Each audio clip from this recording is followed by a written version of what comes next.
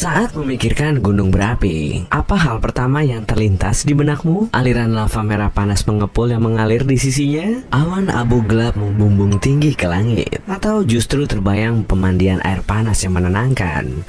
Nyamannya.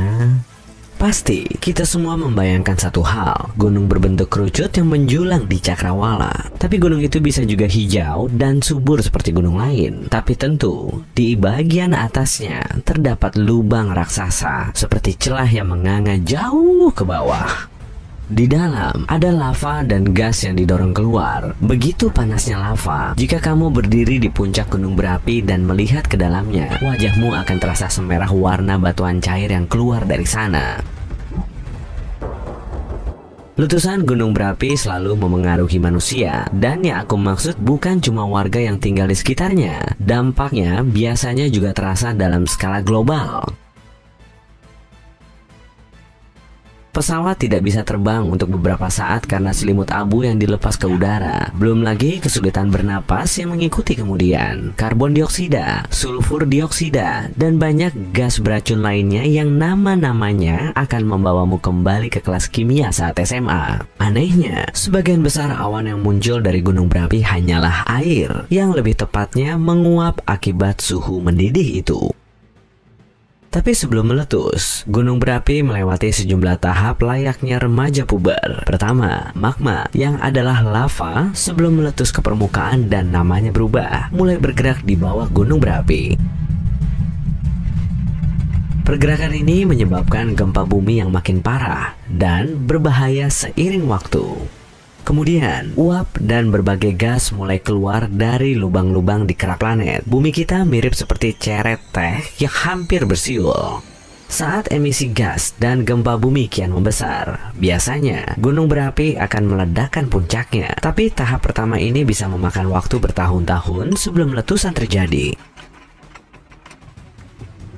Kemudian magma mulai menumpuk. Dengan makin banyak tekanan, cairan panas ini makin ingin keluar. Sulit untuk menyadari tahap ini terjadi jika tanpa peralatan yang tepat. Untungnya, para ilmuwan memilikinya dan mereka tidak pelit informasi. Gunung berapi menjadi lebih aktif dari menit ke menit. Abu mulai keluar dan menyebar di udara, menciptakan awan mengerikan yang mengubah siang menjadi malam. Dengan menumpuknya magma, letusan tak tertahankan. Kemudian, duar! Permukaan gunung menyerah akibat tekanan dari bawah. Magma keluar. Sekarang, gunung memuntahkan lava yang kemudian mengalir ke sisi gunung.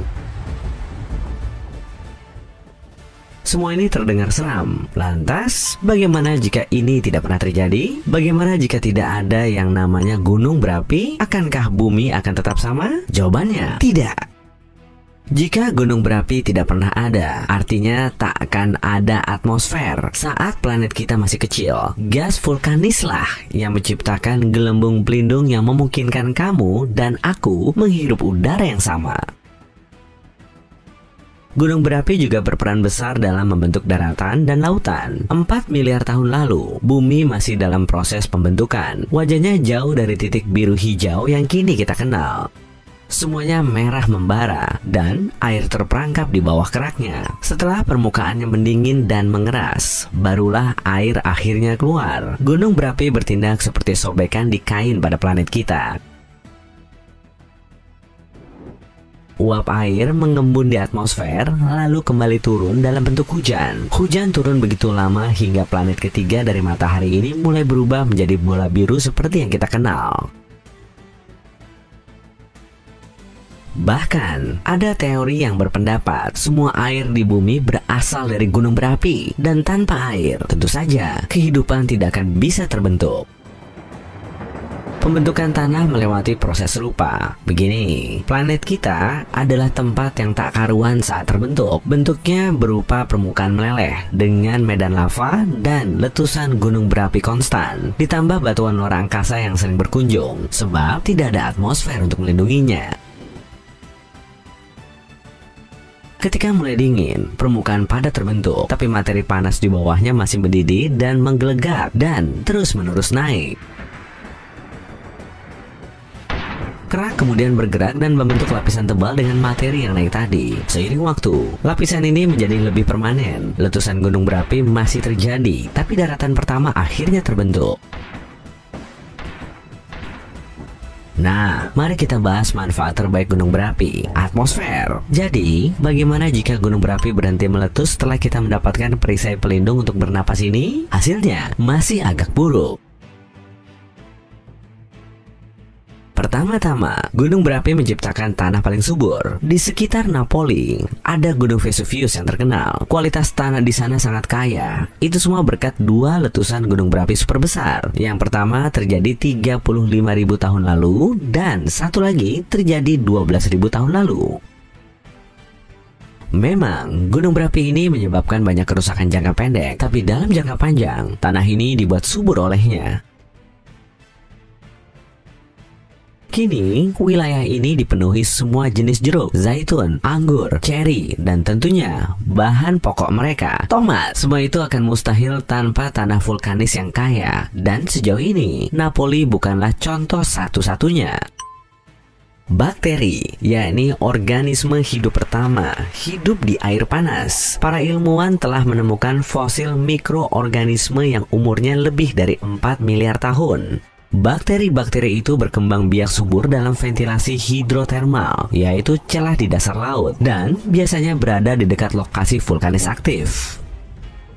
Artinya, tanpa gunung berapi, tak akan ada tanah, air, atau bahkan makhluk hidup pertama yang menurut teori pada akhirnya akan berkembang menjadi semua makhluk yang ada saat ini. Mungkinkah kehidupan tetap berkembang di bumi tanpa gunung yang meledak ini? Jawabannya meragukan. Oke, intinya atmosfer dan kehidupan sudah terbentuk. Jadi, bagaimana jika gunung berapi berhenti meletus hari ini setelah kita punya semua manfaat yang tadi dibahas? Menurut kisah ini, kita sudah sampai di tahap itu. Awalnya hanya ada satu benua di bumi, Pangea. Ini adalah super benua yang dikelilingi satu super samudra besar tak terputus. Aktivitas vulkanis saat ini akhirnya sudah tenang, yang artinya semua energi itu akan terkumpul di bawah kerak bumi. Begini gambaran sederhananya. Pertama, ada inti bumi, lalu ada inti luar, selanjutnya ada arus konveksi. Magma ada di baris berikutnya. Setelah itu, kerak bumi, dan di bagian paling atas ada samudra dan kerak benua. Penyebab Pangea akhirnya terbelah menjadi benua terpisah seperti saat ini adalah karena lempeng tektonik. Kerak bumi tidak selalu dalam bentuk satu bagian padat. Kerak ini dipecah menjadi potongan besar atau lempeng yang selalu bergerak. Dan semuanya masih bergerak sampai sekarang. Ya, tanah tempatmu berpijak sekarang semacam berselancar di atas arusan konveksi tadi. Prosesnya lambat, jadi kamu tidak bisa merasakannya. Pangea pun tidak pecah sekaligus, melainkan butuh waktu puluhan juta tahun. Saat lempeng bergerak, gempa bumi dan aktivitas gunung berapi terjadi. Akibat lempeng yang bergerak, gunung juga terbentuk. Pergerakan ini juga bagus untuk planet kita karena bumi semacam memperbarui kerak lamanya. Jika tidak ada aktivitas vulkanis saat ini, tekanan di bawah kerak bumi akan terus menumpuk. Tumpukan ini akan mencapai titik didih yang tidak bisa ditangani semua benua lagi. Dan akhirnya, benua akan mulai terbelah menjadi lebih banyak bongkahan yang lebih kecil. Gunung berapi masih berguna bagi warga bumi hingga saat ini. Misalnya, gunung berapi mendinginkan atmosfer. Letusannya melepaskan gas belerang. Saat bergabung dengan air di atmosfer, suhunya menurun sampai tingkat rendah agar kita bisa hidup dan bernapas. Panas yang dihasilkan juga membawa manfaat. Pembangkit listrik tenaga panas bumi memanfaatkan energi yang berasal dari dalam bumi dan mengubah panasnya menjadi uap. Kemudian, kita menggunakan uap itu dan mengubahnya menjadi listrik. Inilah yang terjadi pada teman-teman kita di Selandia Baru dan Islandia karena mereka tinggal di tempat dengan suhu bawah tanah yang tinggi. Material vulkanis juga bisa dibuat menjadi balok untuk bahan bangunan. Bisa juga dihancurkan untuk membuat semen. Kalau mau, kita bahkan bisa mencari mineral berharga seperti emas, tembaga, dan belerang di gunung berapi. Dan jangan ketinggalan pemandian air panas. Wisata ke tempat-tempat seperti Yellowstone dan Islandia tidak akan sama tanpa pemandian air panas. Dan siapa yang tidak suka berendam di air hangat untuk berenang? Nikmat. Kesimpulannya, gunung berapi tidak terlalu buruk. Bumi kita yang indah tidak akan sama tanpanya.